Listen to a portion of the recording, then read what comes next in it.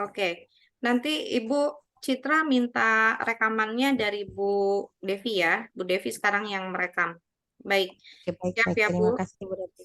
Ya, siap. 20 menit ke depan layar disilahkan Ibu. Oke, baik. Selamat pagi. Assalamualaikum warahmatullahi wabarakatuh. Anandaku semua, apa kabarnya? Oh, sepertinya tidak ada suara ya. Sepertinya Ibu harus pantun ini. Ke samudra naik kapal selam. Udaranya panas dan juga lembab. Kalau nanti Ibu memberi salam, jangan lupa Ananda semua untuk menjawab. Ibu ulangi ya. Assalamualaikum warahmatullahi wabarakatuh. Waalaikumsalam Oke, warahmatullahi respon yang wabarakatuh sangat Ibu. baik. Selamat datang lagi. Sampai jumpa lagi di perkuliahan kita, yaitu mata kuliah pendidikan luar biasa, karena kita ini orang-orang luar biasa ya. Baik, seperti itu. Oke, sebelumnya materi kita kemarin kan tentang klasifikasi dan karakteristik-karakteristik tentang orang-orang berkebutuhan khusus atau anak ABK. Apa itu sih ABK? Kenapa dia dibilang anak berkebutuhan khusus? Terus kita dibilang anak berkebutuhan umum kayak gitu. Enggak ya, karena kita sudah bahas di materi sebelumnya. Jadi ternyata anak ABK itu juga harus ada ini pendidikan. Oh, anak berkebutuhan khusus, anak istimewa atau yang sering kita sebut disabilitas itu ternyata harus ada pendidikan karena banyak undang-undang yang menegaskan kalau anak fisiknya tidak sempurna atau misalnya dia mempunyai kekurangan itu juga mempunyai atau kewajiban juga ada hak untuk menentukan pendidikan mereka karena itu adalah salah satu hak warga negara Republik Indonesia. Nanti ada Ibu jelaskan tertuang dalam apa ya anak-anak semua. Lanjut karena tadi kita ini sudah clue apa sih materi yang akan kita berikan. Gimana hari ini? Siapa yang nggak hadir? Ibu harap semuanya hadir dalam keadaan sehat walafiat ya. Karena kita ini akan next ini pertemuan ketujuh. Nanti minggu depan kita akan UTS. Oke, baik. Untuk brainstormingnya, Ibu ada suatu clue. Ini silakan Anda semua baca. Istilah pelayanan pendidikan yang anak berkebutuhan khusus digunakan dalam upaya menjelaskan tentang program dan pelayanan yang berlaku dalam penyelenggaraan sistem pendidikan bagi anak yang mengalami kesulitan, keterbatasan dalam mengikuti program pendidikan dengan berbagai alasan dan membutuhkan bantuan khusus. Makanya dia disebut anak berkebutuhan khusus. Oke, baik. Di sini Bu Citra ini punya video ya yang berkaitan dengan pendidikan anak berkebutuhan khusus sesuai dengan klasifikasi yang dibutuhkan mereka atau kategori yang dibutuhkan mereka. Silakan diperhatikan dan ditonton Ananda semua.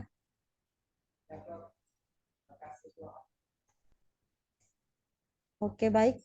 Gimana? Ada suaranya ini? Kalau dari Bu Citra ini lagi responding. PowerPoint-nya tentang videonya lagi nggak jalan ini. Nah, silakan ditonton sama-sama.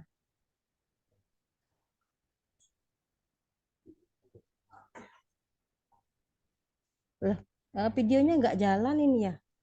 Bagaimana Ananda semua? Apakah video Ibu di sana bisa bisa dilihat atau bisa ditonton?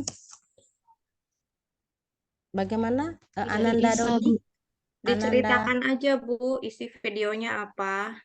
Oh iya ya, kalau kayak gitu udah kita ceritakan ya karena terkendala ini sepertinya. Oke, ini Ibu ada gambar. Nah, di sini adalah salah satu contoh yang dimana pelayanan pendidikan bagi anak berkebutuhan khusus. Nah, di sini anak berkebutuhan khusus juga memerlukan pelayanan pendidikan yang bersifat khusus untuk membantu dan mengurangi keterbatasannya dalam hidup masyarakat serta meningkatkan potensi dimiliki secara opsional. Di sini Ibu contohkan, apa sih Bu Citra apa namanya anak berkebutuhan khusus itu seperti apa? kembali ke materi yang sebelumnya. Jadi gini, kita punya teman kita namanya itu si Fadli. Si Fadli itu dia mempunyai kategori disabilitas itu tunadaksa seperti yang kita ceritakan kemarin ya. Kalau tunadaksa itu bersifat ke fisik. Jadi dia maaf, dia tidak mempunyai kaki seperti kita yang dua-duanya bisa digunakan, tapi si Padli itu mempunyai satu apa namanya satu kaki yang dimana jika si Padli mau berjalan dengan baik, mau bisa melangkah dengan baik, dia ada kebutuhan yang harus dipenuhi supaya bisa seperti kita orang-orang normal. Apa sih Bu Citra? Biar dia bisa berjalan dengan baik, salah satunya adalah tongkat. Jadi bantuan khususnya adalah tongkat atau orang-orang yang sekitarnya yang bisa untuk memapa dia melangkah. Misalnya dia mau ngambil minum, kan kalau ngesot kayaknya gimana gitu. Jadi biar dia merasakan seperti orang kita umumnya, jadi kita bantu dengan tongkat. Atau sekarang ada teknologi canggih lagi. Apa itu? Itu salah satunya adalah kaki palsu. Itu kan salah satu kebutuhan khusus yang harus dimiliki si Fadli. Oke, baik ya. Sebenarnya kalau nonton video ini menarik ini. Jadi di video itu tadi itu menceritakan salah seorang anak artis Indonesia yang anaknya sulung itu dia mempunyai keterbatasan yaitu tunarunggu atau sering disebut kita itu istilahnya tuli. Tapi dia bisa sekolah di internasional. Dia sekolah di New York. Apa yang dibanggakan? Dia mengharumkan nama negara Republik Indonesia. Kenapa dia membanggakan? Karena dia dengan prestasi yang sangat baik dan diterima di perusahaan besar. Itu orangnya, itu kampusnya, dia membawa bendera Republik Indonesia. Itu keren ya. Jadi orang anak berkebutuhan khusus juga harus apa sesuai dengan tujuan kita, anak berkebutuhan khusus juga harus mengecam dunia pendidikan. Dia juga ada hak, ada kewajiban. Nah, kembali lagi ke materi kita, kita di sini melihat apa saja sih bentuk pelayanan anak ABK. Oh, ternyata anak ABK itu ada bentuk-bentuk pendidikan dan pelayanannya. Salah satunya apa? Yaitu bentuk pelayanan segregasi. Oke, baik ya. Ibu jelaskan. Di sini bentuk pelayanan segregasi itu bentuk layanan pendidikan bagi anak berkebutuhan khusus yang mengacu pada jenis atau karakteristik spesifik dari ketunaan yang dialami seseorang. Biasanya kalau salah satu contoh dari bentuk layanan segregasi itu adalah sekolah luar biasa atau disebut dengan SLB. Nah, di sekolah SLB itu nanti akan diklasifikasikan sama orang-orang pihak sekolahnya. Jadi dia juga mempunyai kurikulum yang berbeda dengan anak-anak sekolah umum pada lainnya seperti kita, berbeda dia. Jadi kurikulum yang diacu juga berbeda sesuai tingkat kebutuhan dan klasifikasi mereka. Misalnya gini, yang tunadaksa ke tunadaksa, yang tunagrahita ke tunagrahita, tunarunggu ke tunarunggu, tunanetra. Jadi mereka diklasifikasikan sesuai kebutuhan mereka. Itu kalau namanya bentuk layanan segregasi. Nah, karena kita ini sekolah pendidikan dasar ya anak-anak semua, otomatis kalau salah satu contoh untuk di pendidikan dasar itu adalah SDLB, sekolah dasar luar biasa. Karena di sana semuanya adalah anak-anak luar biasa istimewa yang diajarkan oleh guru juga sangat-sangat istimewa. Karena apa? Karena karakteristik guru di sana, salah satu kunci dasarnya adalah sabar. Jadi nggak semua orang dong bisa ngajar di SDLB. Ibu Citra juga belum tentu bisa mengajar di sana.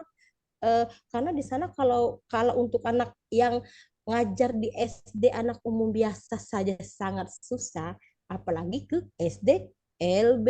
Berarti orangnya orang-orang luar biasa semua di sana. Oke, kembali lagi sudah tahu ya ke SDLB. Sejauh ini gimana? Ada pertanyaan dari Ananda semua, mungkin dari Ananda Dodik, Ananda Nurul dan lain-lain. Ibu ini sebenarnya ada game ini. Mau dibuka juga. Kok nggak bisa-bisa ya? Kalau di Game ini gimana, Bu? Di slideshow kan dulu baru diklik. Mau nggak? di Bisa nggak itu? slideshow. Oh yes, sebentar ya Pak, saya akan coba. Slideshow dulu. Ya, sudah ini slideshow.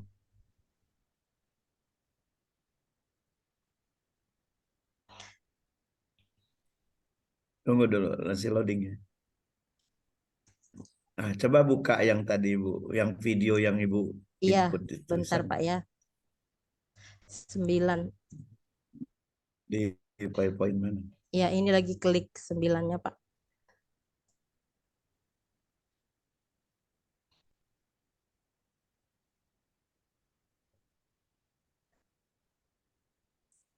Dia nggak mau Pak, nggak mau diklik.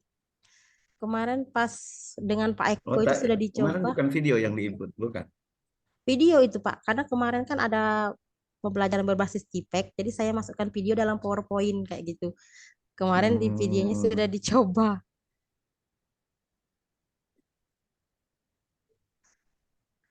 Sepertinya tidak mau. Padahal ini sangat beberapa video yang bisa menginspirasi kita semua ya. Salah satunya itu ada apa namanya oke. perenang tingkat dunia yang di mana dia dikategorikan tunadaksa, tidak mempunyai tidak mempunyai kaki, tidak mempunyai tangan.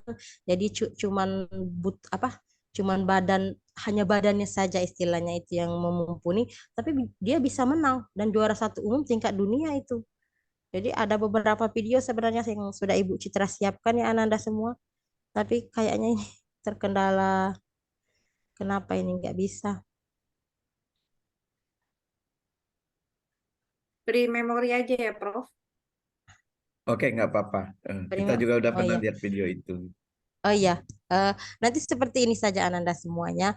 Kan Ibu Citra sudah menyiapkan beberapa video di sana. Nanti silakan Ananda buat sistem kelompok dan klasifikasikan bentuk layanan seperti apakah mereka, segregasikah, inklusifkah, atau dia terpadu. Lanjut ya, karena tadi Ibu hanya baru membahas bentuk layanan segregasi. Selanjutnya kita akan kembali ke ini layanan segregasi ya, sekolah khusus, sekolah luar biasa berasrama, sekolah luar biasa dengan kelas jauh, sekolah luar biasa dengan guru kunjung. Baik, nah sekarang itu ada bentuk layanan pendidikan inklusif. Inklusi. Apa Bu Citra? Saya baru dengar kok pelayanan inklusif itu seperti apa. Mari kita bahas. Jadi pendidikan inklusif ini salah satu bentuk pelayanan yang ada untuk anak berkebutuhan khusus, disabilitas atau anak istimewa.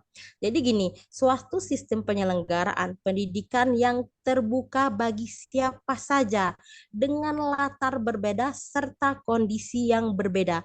Jadi pendidikan inklusi ini juga bisa diperuntukkan bagi anak-anak yang memiliki kebutuhan khusus atau keterbatasan.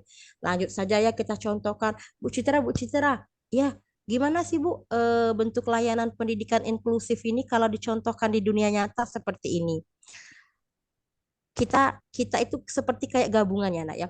Jadi di sekolah inklusif ini anak yang berkebutuhan khusus juga berhak mendapatkan pendidikan di anak-anak seperti biasanya. Kalau kayak SD negeri, dia bisa masuk, tapi kembali lagi dia harus memiliki kebutuhan khusus atau keterbatasan yang bisa dia ikutin ke sekolah tersebut. Contohnya gimana Bu Citra? Saya agak kurang paham. Kayak kita contohkan saja orang gini. Biasanya orang yang bisa masuk ke sekolah inklusif ini, dia itu disabilitasnya biasanya di tunagrahita. Apa sih Bu Citra?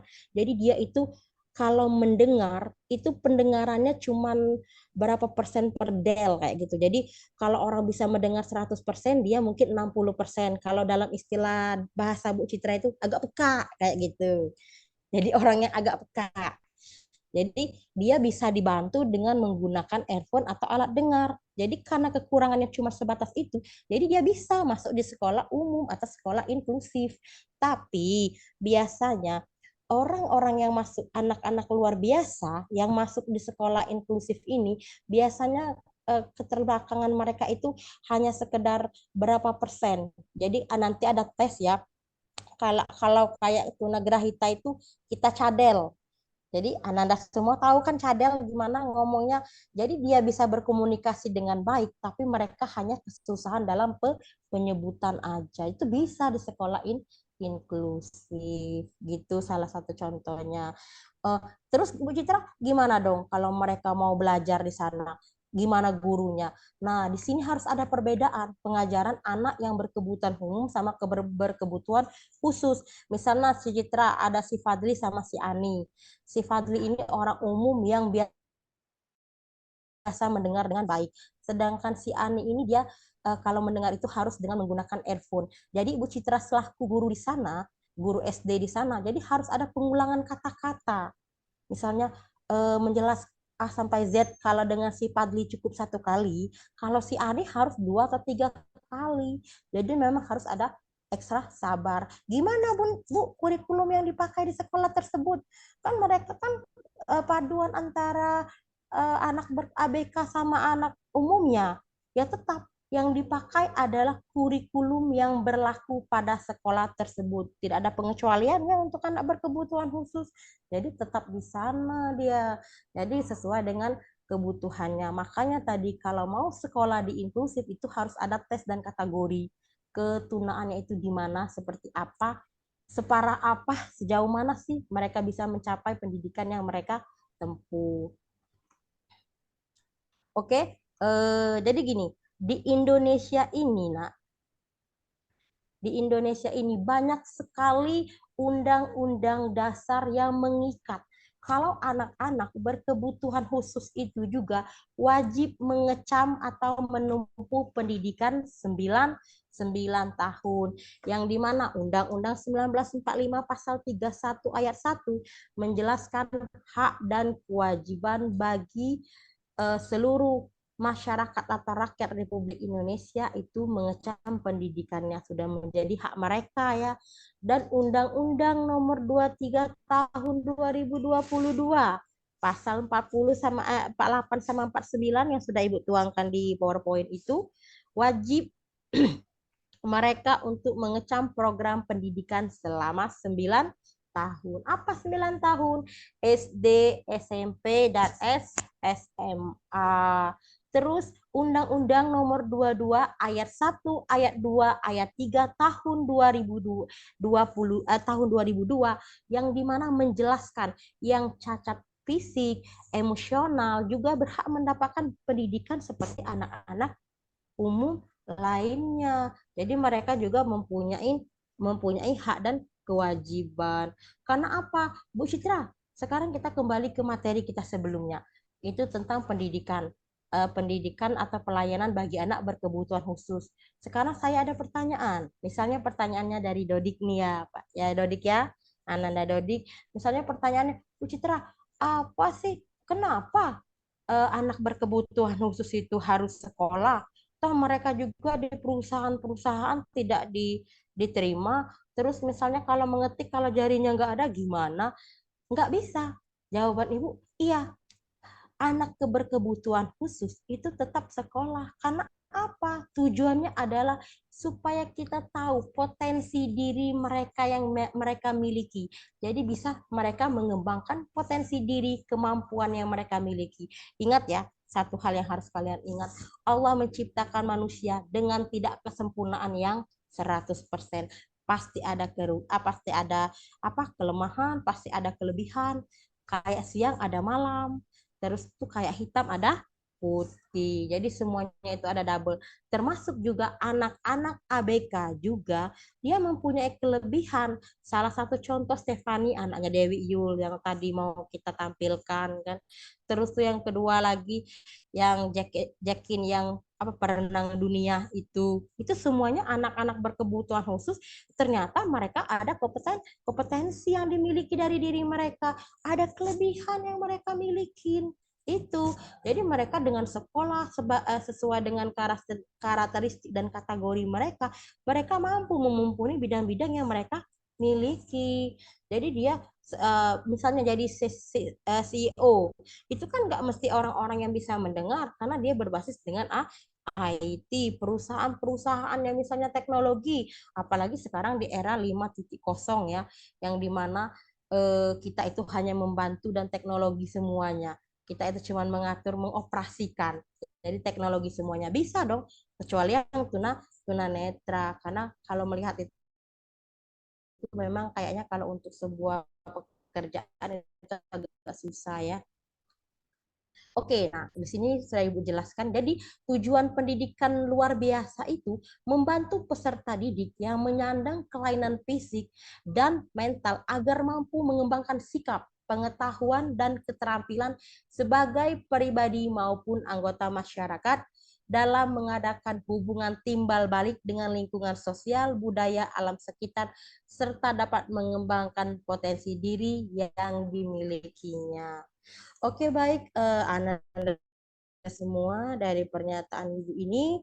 Silakan misalnya kalau ada pertanyaan, nanti masalah video tadi, nanti Ibu akan kirim 3 video. Ini sangat-sangat bagus menginspirasi kita ya.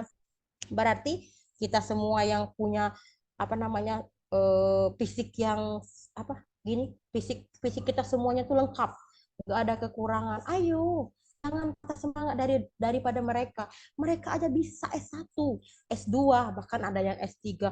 Masa kita yang fisik ini cuma pembelajaran 2 SKS saja sudah ngantuk. Oke, baik.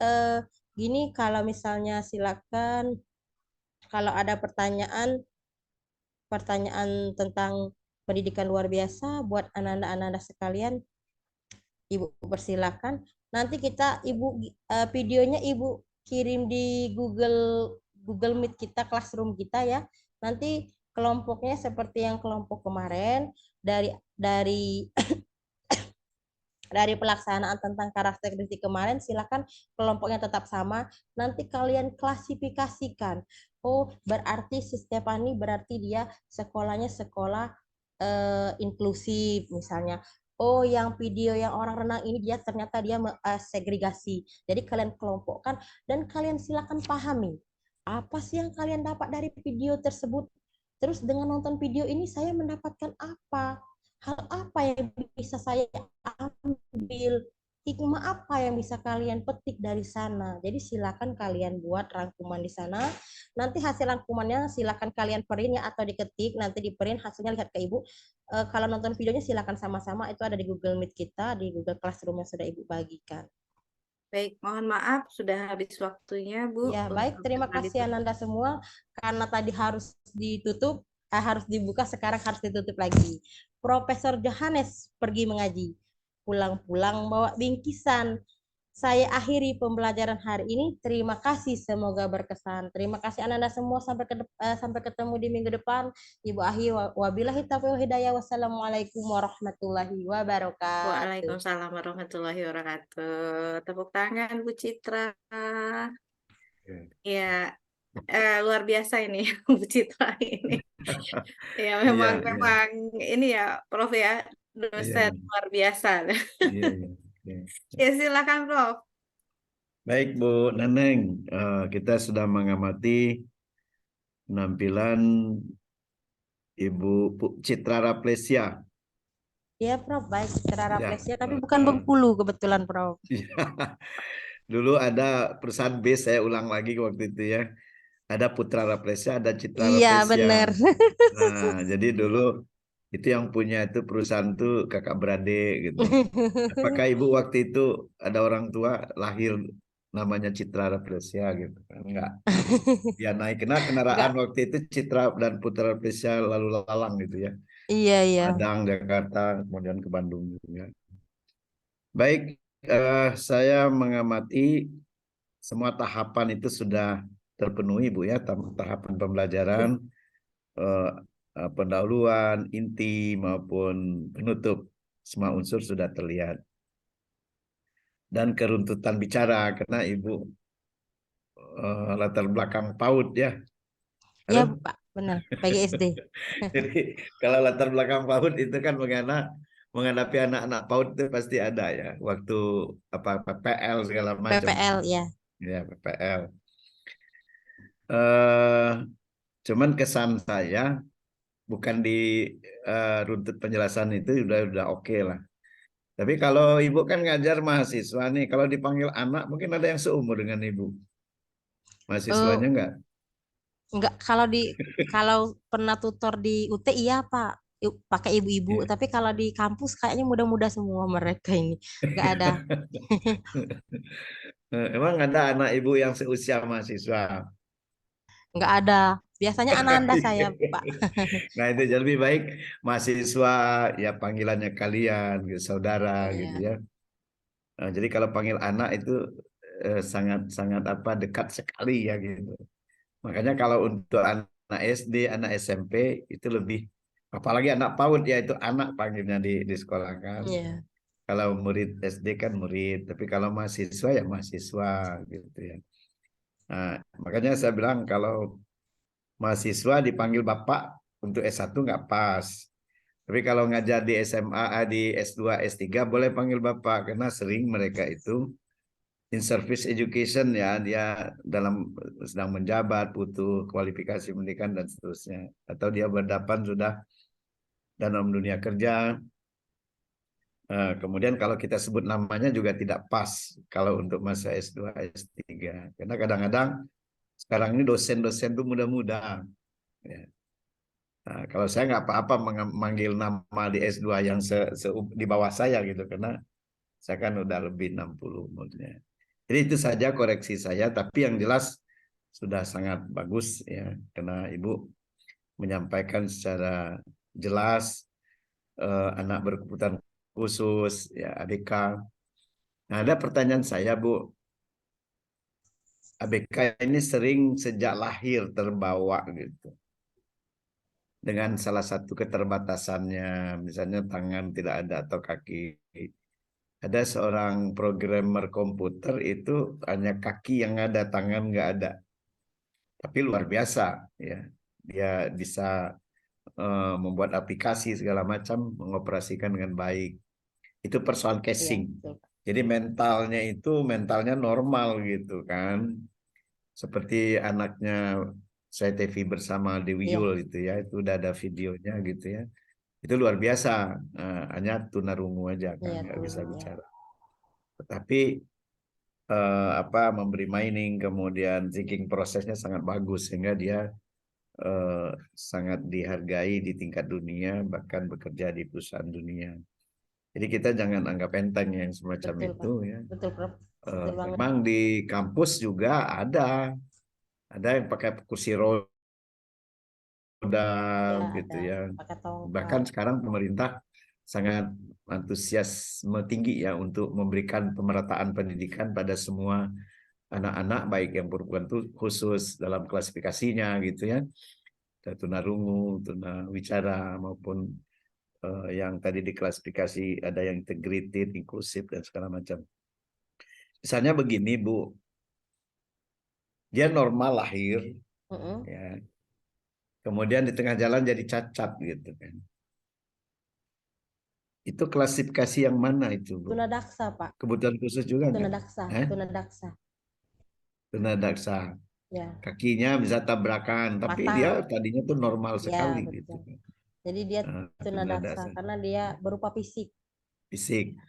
Nah, kekurangan kemudian lihat. dalam perjalanan hidupnya, baik sukses, kesuksesannya, kemudian buta dia. Nah, itu kan masih ada nggak pendidikannya itu? Guru ini tiba-tiba buta gitu. Nah, itu yang saya bilang tadi, Prof ya. Dari di antara klasifikasi keturunan itu, yang paling susah diterima dan paling susah diklasifikasikan pendidikan itu dia tunanetra, yang dimana mereka tidak bisa Ya, melihat karena segala sesuatunya itu biasanya terfokus ke mata, kayak misalnya kayak nggak punya kaki dia kan bisa memprogramkan komputer. Tapi iya, kalau misalnya ketunanetra dia sudah dari kalau mereka yang buta biasanya dia lebih ke seni. Jadi mereka iya, seni kayak kayak misalnya mereka main piano. Kalau piano kan barangnya tidak bergerak kan, Prof. Jadi iya, bisa iya, mereka menghafal gerak-gerakan mana aja kayak gitu. iya, iya. Terus eh, ngaji menggunakan apa istilahnya itu braille ya Pak, yang dia bisa Braille, dilihat. Nah Braille. ya gitu. Jadi dia lebih ke Iya, seni kayak gitu kalau untuk klasifikasi pendidikan mereka melihat kompetensi dirinya betul. kayak Iya, gitu Prof. iya. Tapi ada ya physically juga ada pijit dia kan. Iya, Di, bisa ya pijit kemudian mulut. sekarang kan apa di 4.0 milenial menuju 5.0 itu kan sudah ditemukan computerized untuk mereka gitu. Ada kan Bu ya? Iya. Saya pernah baca itu, jadi memberikan pelayanan teknologi kepada mereka itu gitu ya. Nah baik, secara keseluruhan sudah ya, saya pikir Bu Neneng komentarnya itu saja. Jadi kita once more ini satu apa last one ya, tinggal satu lagi ya.